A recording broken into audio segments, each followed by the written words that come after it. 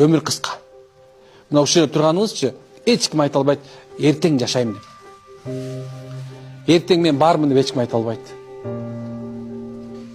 Эртең мен мындай кылам деп эч ким айта албайт. Ошол себебинен өмүрдү туура өткөзүштүн планын жазыш керек. Биз мусулмандар бир түшкөн тешке экинчи жолу түшпөйбүз. Ошол себебинен биз өмүрдү эч качан да текке кетирбейбиз.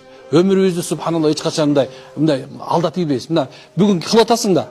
Мына бүгүн болбой калды. Мына азыр болбой калды. Коркпо. Это не проблема.